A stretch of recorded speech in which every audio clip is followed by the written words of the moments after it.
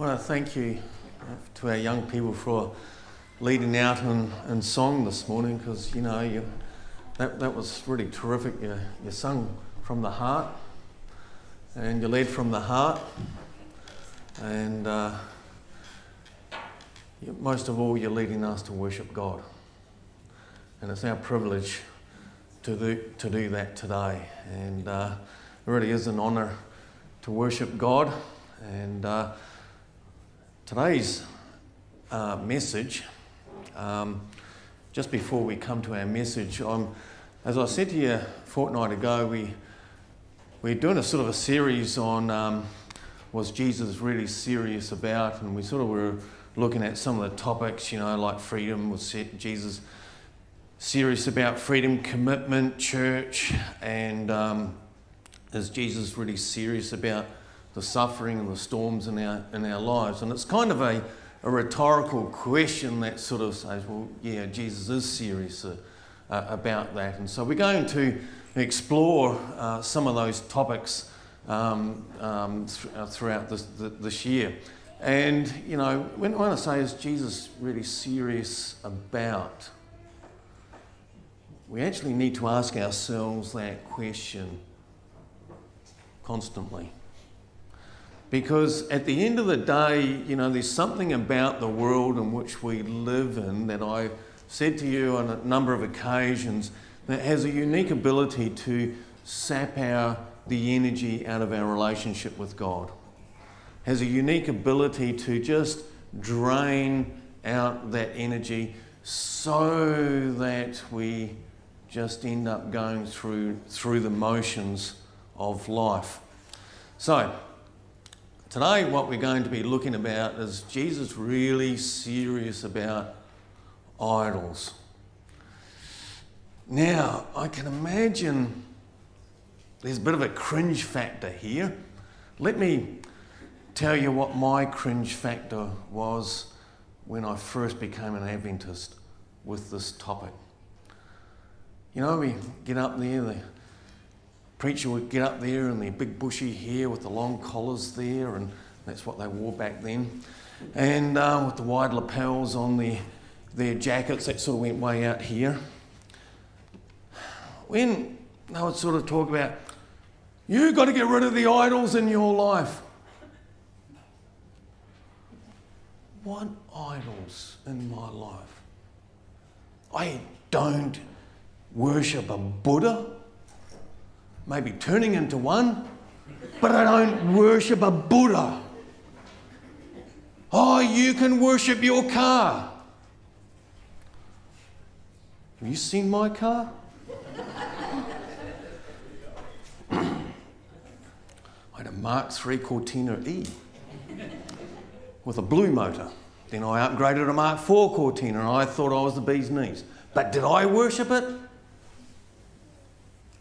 Well, I didn't bow down to it. Did I worship money? Did I worship possessions?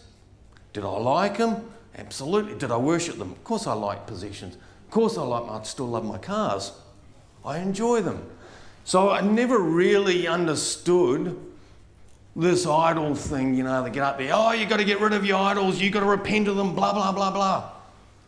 And I'd sort of walk away, oh, well, that was a complete waste of time. Now, don't think that. In essence, what I'd be saying is that we take something good in our life. There are many good things in our lives. Are cars good? Absolutely. A Ford Prefix good? No.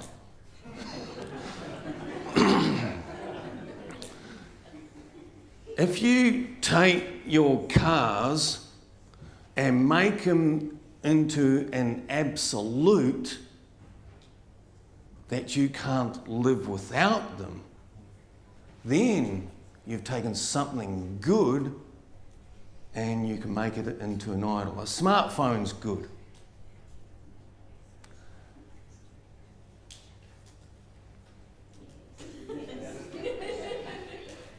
Not getting much response here. You don't know what to say, do you? You don't know whether to say yes or no because you don't want to land yourself. They can be good, but we can take a smartphone and we can take it to an extreme whereby it controls our life, controls our thinking, and we can't live with it. And I have seen a teenager when they're asleep holding their phone, and honestly, you could not peel their fingers off it, and they're asleep. I actually had to go like this. We can take something good and we can take it to an extreme. And that's the kind of angle that we'll be looking at it this morning. So it's not sort of literally talking about idols that we physically worship, but things that control our life. Tonya Harding, some of you older people may remember her. She was a great skater in the late 1980s. Now, she, like any child protege, and she became amongst the best in the world in skating. She started from the young age of 3, and that's a picture of her there. And then she competed into competitions. And when Tonya Harding in 1989 competed in the state American competition, which was the International Figure Skating, she won that one. She also won the Nations Cup, and she won the ladies singles event in 1991. She was also the first person to do the triple twist, and she did that on a number of occasions, as well as in the long event, which I don't know what that means. It must be the long event. But anyway, she was able to do that, and that has never been repeated again. So she got a number of firsts, and so Tonya Harding really became one of the best skaters of her time. But there was one thing that eluded her, and that was Olympic gold. Now, if you want to achieve Olympic gold, is anyone here who wants to achieve Olympic gold? What are some things that you got to do? Sorry? Time. Training. Qualifications. Good. What else? Sacrifice. Is that going to guarantee it? No. Got to do your best. You've got to try hard, work hard. And, you know, she did all that. But, you know, if you want to win Olympic gold, there was one person who stood in her way, and that was Nancy Kerrigan. And Nancy Kerrigan was also an upcoming skater, and she too was also very good and had sort of won competitions as well. Now, there was what happened to Nancy Kerrigan was that there's one thing that you do, and I'll skip to a couple of pictures here, and there was, in order to win Olympic gold, you arrange to bash your opponents. That's what you do. Now, Tonya Harding was accused of arranging some people to bash Nancy Kerrigan's knee. Now, this was caught on YouTube. Well, not the actual bashing, but the aftermath and people running out and trying to find out who had done this. And as a result, there were some people that were charged from this event. Now, the people that were charged here, the bloke in the middle was her husband, Gilhooly. Now, his surname, that was a noun, became a verb. And so when people say, oh, you got to give him a Gilhooly, what that meant was a bashed knee with a baseball bat. Gilhooly, her husband, had arranged 3 or 4 other people. Now, you've got to understand this. when this happened and Nancy Kerrigan got her knee bashed and this sort of thing, the Olympics were coming up in Lillehammer in Norway in a few months' time, and the FBI was trying to unpeel all this, which took months. So this is a really complicated story. So I'll just give you the bare facts. Now, so Simon there in the, so Gahuli and there in the middle there, he was charged, sentenced to a couple of years, and who had arranged these people here, oh that's her, these three people here to bash her knee, and Eckhart at the top there, Shane Stant there at the bottom. They were arranging the getaway car. Eckhart died in 2007, and at the young age of 40. He was also sentenced to a couple of years. Shane Stant, for his part in the whole thing, when he was in prison, he sort of thought, what about my life here? Direction. And he thought, is this how I want to live the rest of my life? Because he confessed to the crime, and he in the end became a Christian. He publicly apologised to Nancy Kerrigan for the whole thing. Now, what of Tonya Harding in all of this? Well, going back to Mr. Gahuli, her ex-husband, he implicated Tonya Harding. And he said, well, no. What Tonya Harding did was that she let us know where Nancy Kerrigan was going to be so that we could do the knee job. Tonya Harding denied all of this. And so anyway, the United States Skating Federation tried to unpeel all this, tried to suspend her. But she was allowed to compete in the 1994 Olympics. But she only finished 8th, and then subsequently she was banned for life from the sport. She was banned for life because the US Skating Federation said that she had prior knowledge of an event that she did not divulge at the time. Tonya Harding then went on to, she never changed her name. All these three blokes changed their names because this caused, I don't know if how many of the older folk remember the story? It was world news, wasn't it? It was captivating stuff, wasn't it? And you sort of wanted to know all the ins and outs of it, and so you can understand Gahuli changed his name to Stone, and the others changed their name as well. Anyway, so Tonya Harding, she just continued shamelessly in life. She turned her hand to boxing. She became a professional boxer, didn't change her name. Even though people would drop horrible stuff at her place and persecute her, she competed in Dancing with the Stars, as well as the America's World's Worst Cook. She won that competition.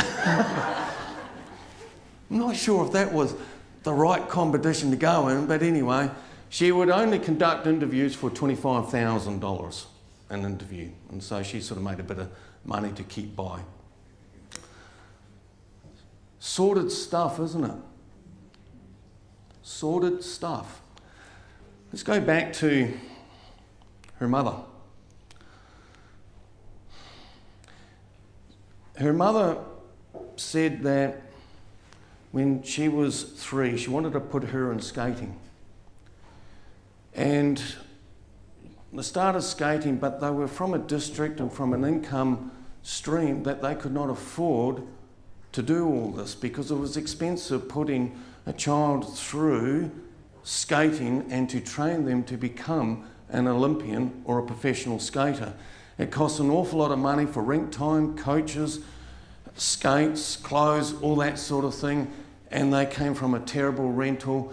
Tonya Harding used to claim that she was raped, abused, all these sorts of things, and that her mother would beat her to make her skate.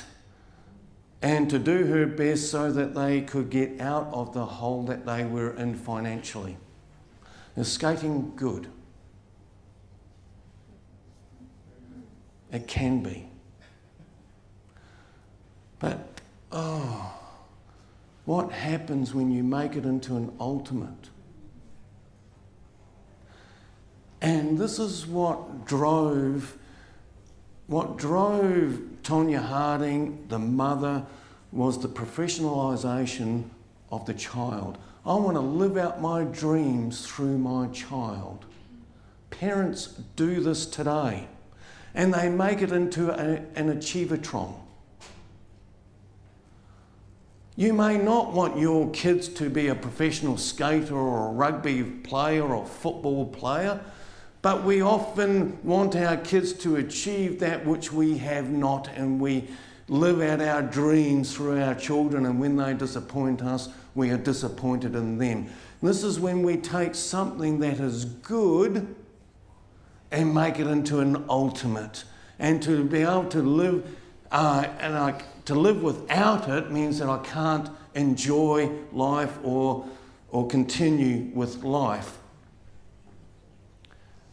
We have to be careful about the layers of what motivates us, because the things that motivated Tonya Harding was she loved the limelight. She wanted to win at all costs. These three people had all testified that Tonya Harding had prior knowledge. To this day, Tonya Harding denies that. She would say she wasn't economical with the truth. She would say that, no, I'm not lying.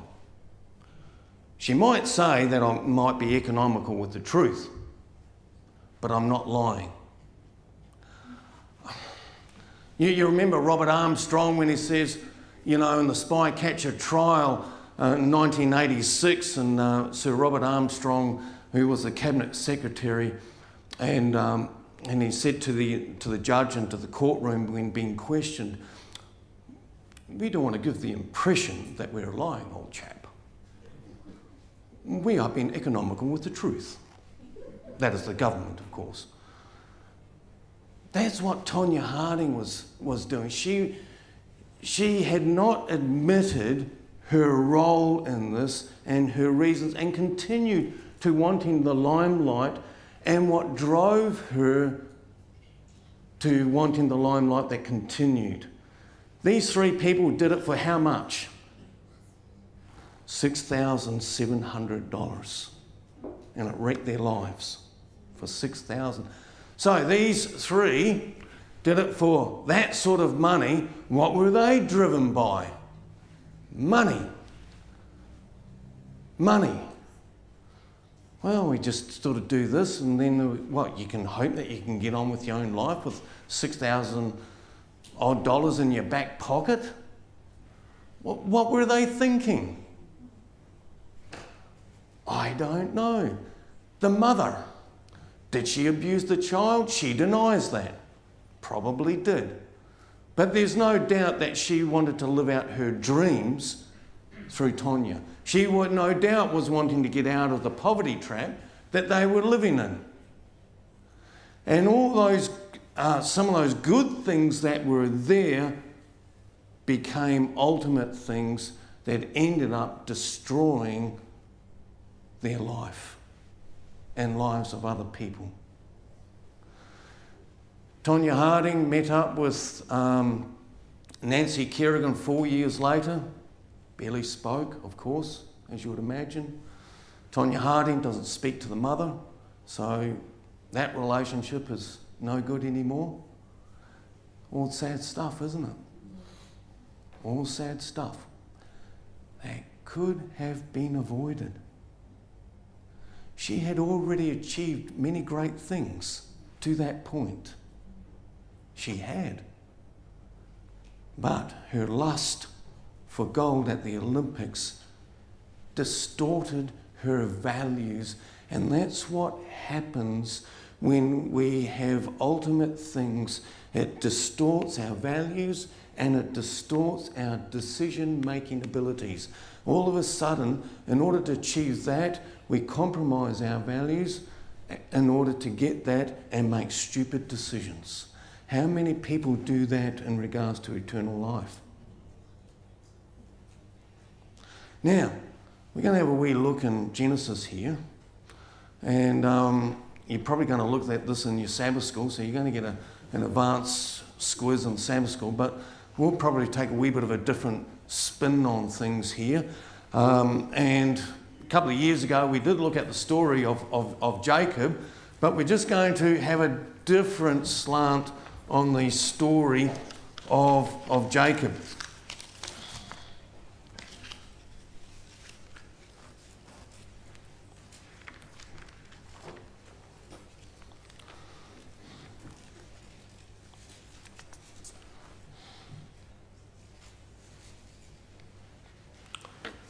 So let's turn over to Genesis. And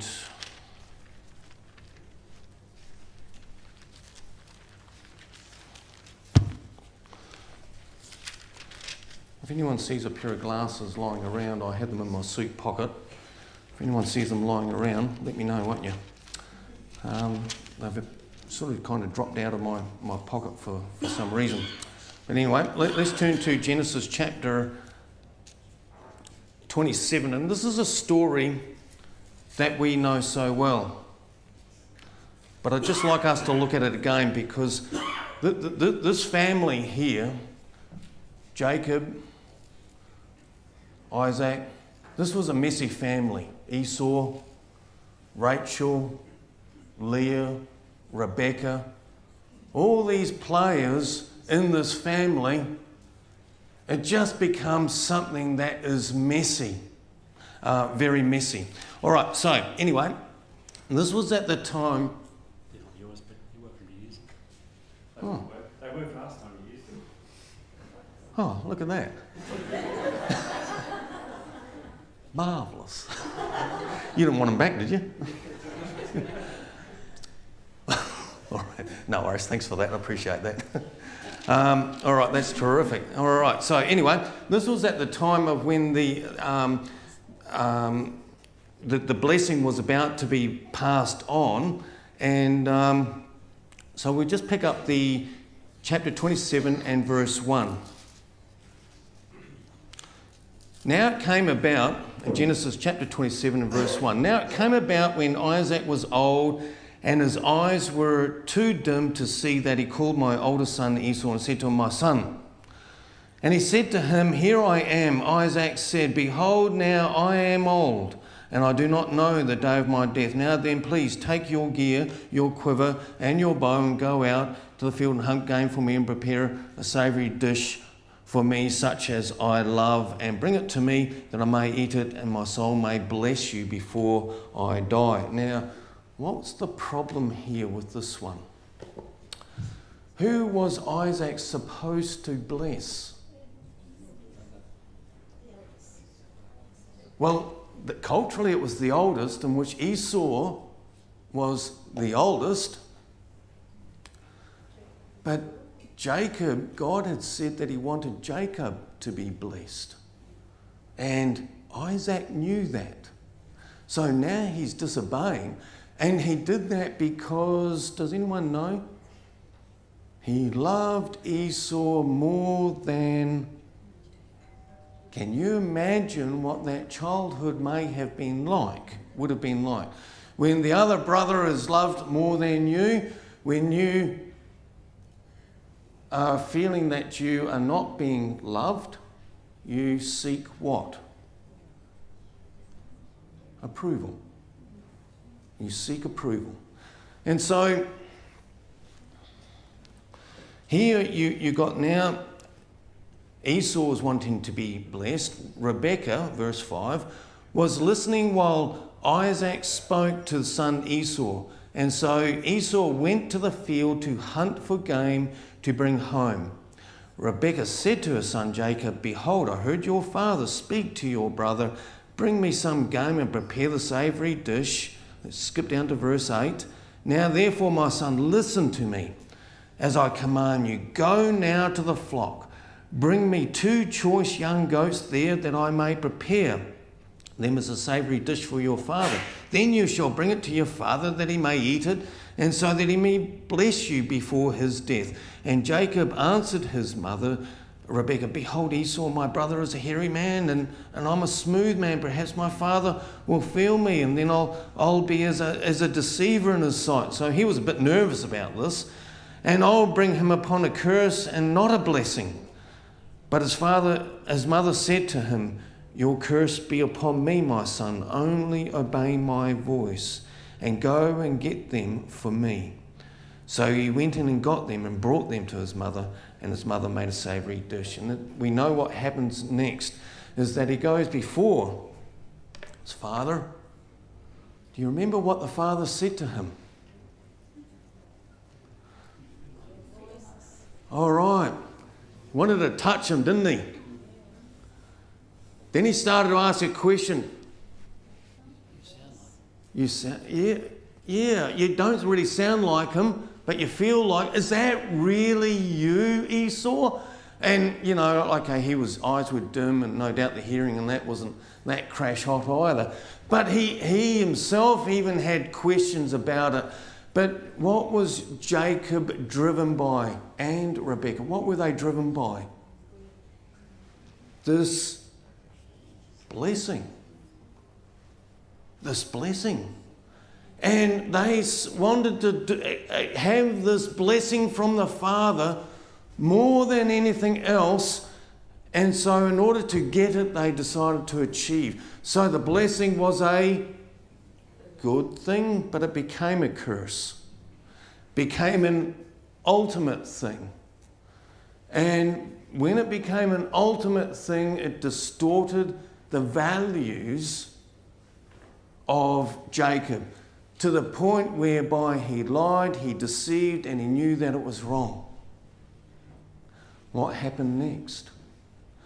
Esau finds out, go to verse 41. Esau wasn't very happy. Verse 41. So Esau bore a grudge against Jacob because of the blessing which his father had blessed him. And Esau said to himself, these days of mourning my father, I'll kill my brother Jacob. And so what happened then was that Jacob then fled. Never saw his mother again. He fled 4,000 km to what is geographically described as the top of the crescent. So there was a fertile crescent, if you like, in geography terms in that area. So he traipsed 4,500 km to be with his uncle Laban. And where did he meet? Who did he meet? Rachel. What was Rachel like?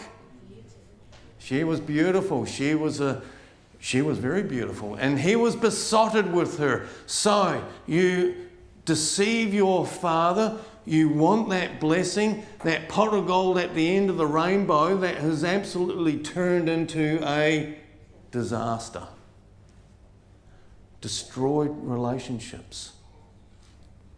Destroyed relationships. And he's feeling, no doubt, empty inside. When you are empty inside, you seek something to fill it. And what was he going to fill it with? Rachel. Rachel. Why? Because she was beautiful. And Laban said to him, you work for me for how long? 7 years. 7 years. And then what happens? He ends up with Leah. Wakes up in the morning after the deed is done,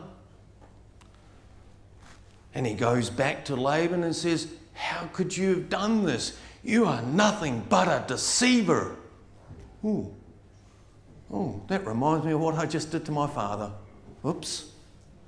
And that's why Laban was still alive at that point, because culturally, when you deceive someone, you kill them. Preserving the family honour. That's how things were done back then. But Laban remained alive. And so he had to work for him for another 7 years. And then he says to Laban, now give me Rachel that I may sleep with her. This language in Hebrew was so strong that it portrayed that he only wanted her for one thing. Just for one thing. I'll let you fill in the gaps. You know what I'm saying, don't you?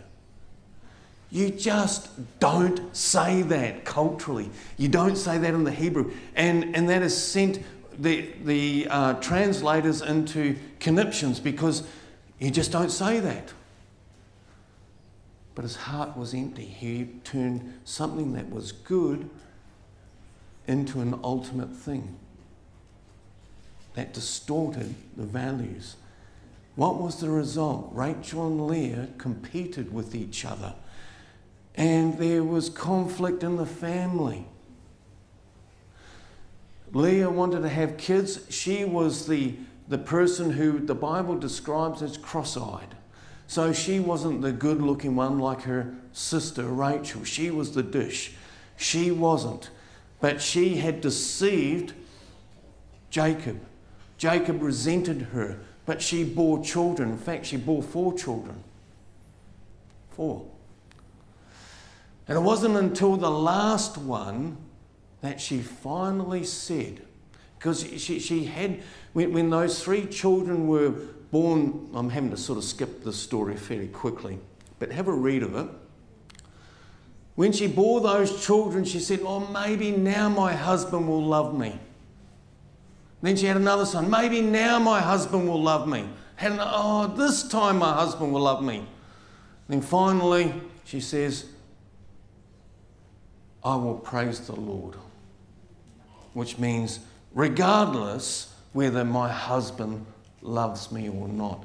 She had finally broken through wanting that approval from her husband.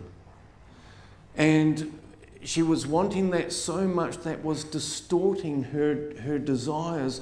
And so finally she said, I'll praise the Lord regardless. Which is terrific.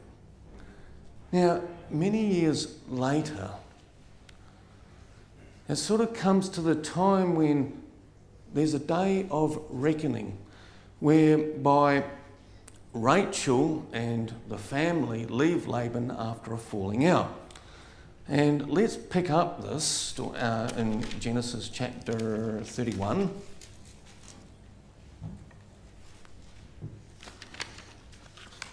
Genesis chapter 31. And it says that Laban was chasing her down, and he was chasing her down, and he was incensed that they had run off without saying goodbye and having a party and all that sort of thing.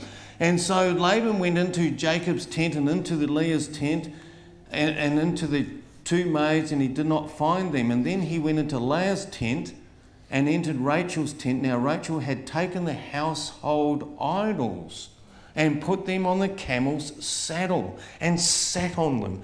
And you see, what makes this, in the subplot of this story is that she pinches, what was it again? Weren't they worshippers of God?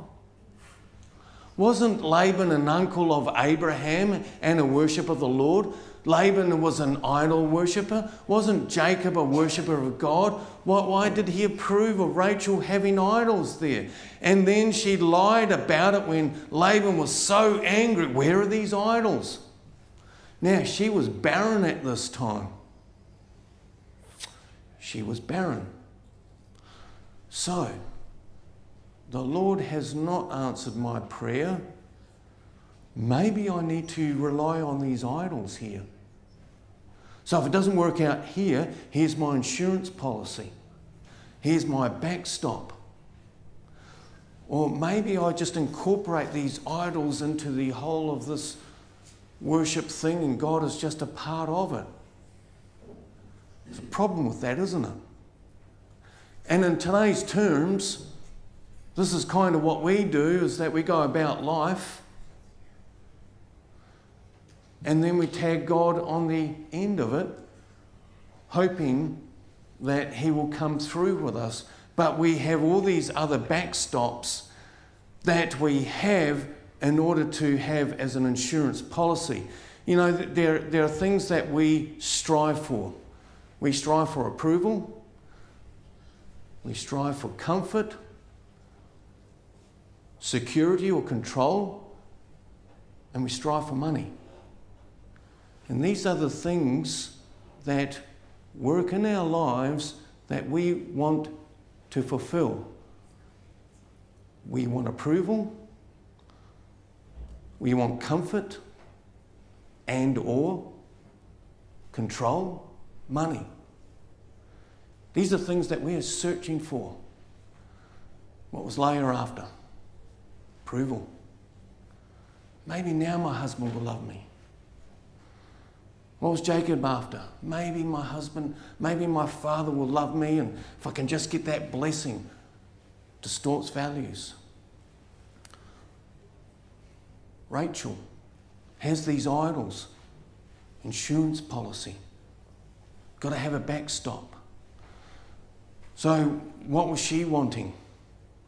Well, she was wanting to have children, but she was wanting some sort of security, validation.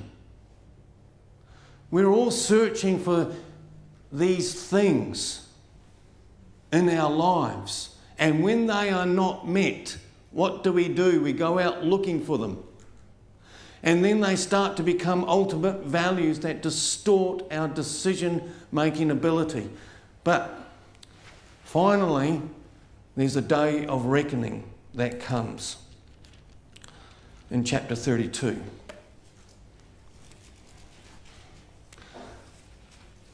Now, Jacob now realises after all these years, the thing that has been hanging heavy on him was the deception of his father.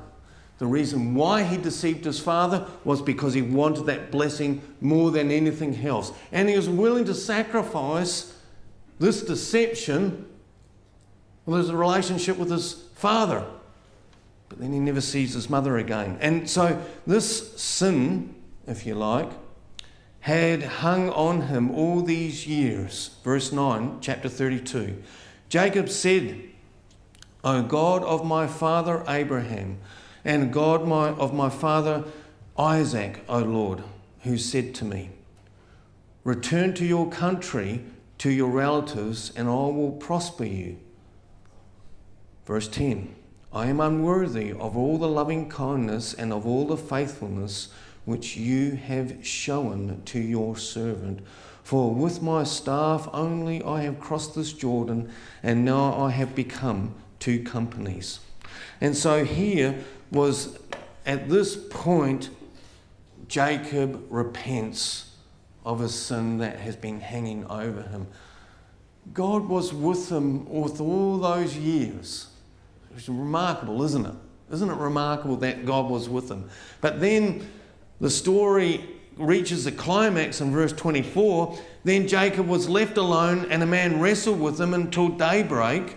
When he saw that he had not prevailed against him, he touched the socket of his foot and his thigh. So the socket of Jacob's thigh was dislocated while he wrestled with him. Then he said, let me go, for the dawn is breaking. But he said, I will not let you go unless you...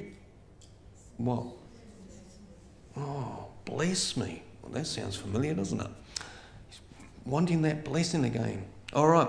So, I will not let you go until you bless me. So he said to them, what is your name? And he said, Jacob. And he said, your name shall no longer be Jacob, but Israel, for you have striven with God and men and with men and have prevailed. And then Jacob asked him and said, please tell me your name. But he said, why is it that you ask my name? And he blessed him there. So Jacob named this place Peniel, for he said, I have seen God face to face, yet my life has been preserved. His life was preserved because of his confession that happened beforehand. The wrestling with God here is illustrative of what needs to happen in our lives. We strive for comfort. We strive for security. We strive for control. We strive for approval. We seek it in all sorts of ways. Many seek it in ways that are destructive. But whatever is happening in our lives, when Jacob wrestled with the angel, he held on. He held on. I will not let go until what? Till you bless me. There are people here who are sitting here probably only hanging on to their relationships by their fingernails. Maybe you're ready to walk out. Jacob here is holding on. His hip was touched. He was in tremendous pain, but he held on.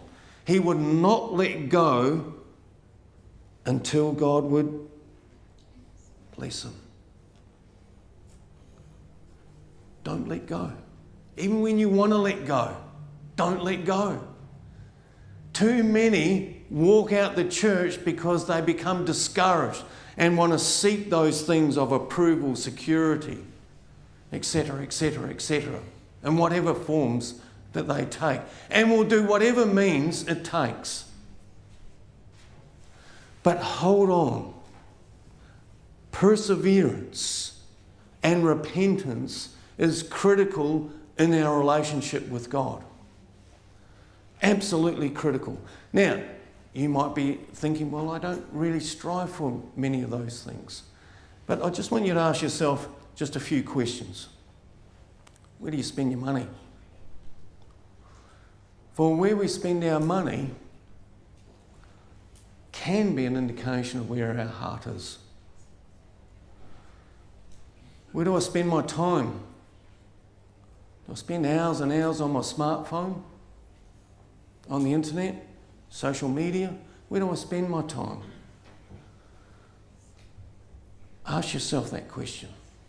Because if you spend all that time over here and say, oh, God bless me, as we grab the door handles, we race out the door, that's pretty much indicative that there's something else going on in your life that God has only tagged on, a little bit like Rachel with those idols.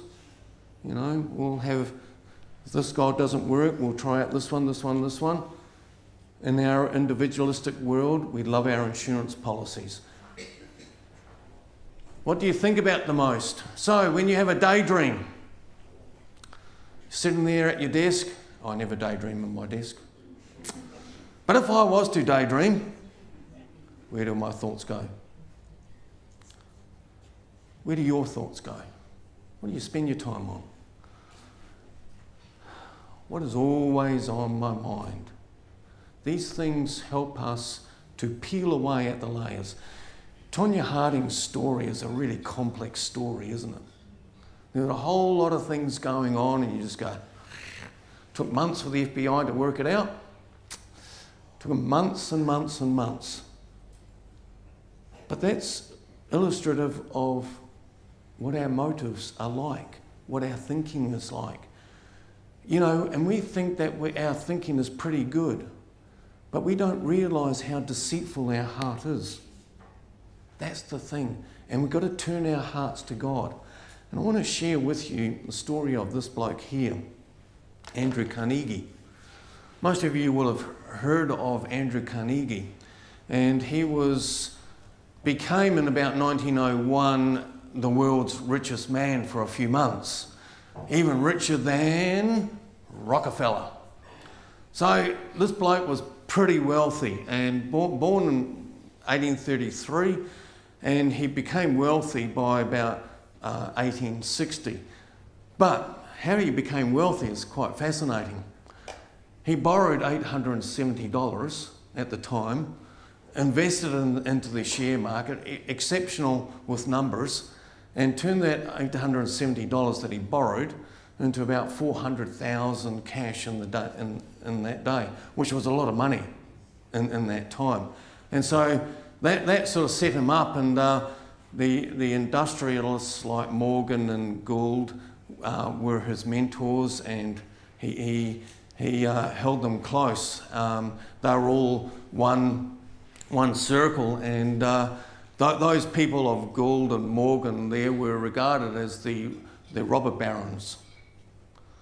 There was a clique amongst the richest men in America at the time, and they were called robber barons because what they would do was that they'll overtake all these other small companies and become monopolies, dominate and push prices up. And so Carnegie also tried to corner the gold market and did things like that to try and make money, but he was very successful at it, and he got the American Steel Company up and going and became one of the biggest companies in America producing steel, which got mass production going. But here is what I would like to share with you. And he wrote this, and he made a note to himself. And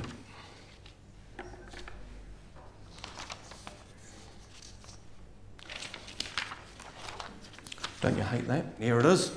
It's on page 85. All right. He said this, and it was a long note to himself. Man must have an idol. The amassing of... I mean, that's pretty enlightening for a bloke like this to say. He's a Presbyterian, mind you. Sort of. Well, that wasn't very good, was it? Anyway... Man must have an idol. The amassing of wealth is one of the worst species of idolatry. No idol more debasing than the worship of money. Whatever I engage in, I must push. Inordinately, therefore, should I be careful to choose that life which will be most elevating in its character, to continue much longer overwhelmed by the busyness, cares, and with most of my thoughts, notice that, most of my thoughts wholly upon the way to make, yes, more money in the shortest time, must degrade me beyond hope of permanent recovery. I will resign my business at 35, but during the ensuing 2 years I wish to spend the afternoon in securing instruction and reading systematically, blah, blah, blah.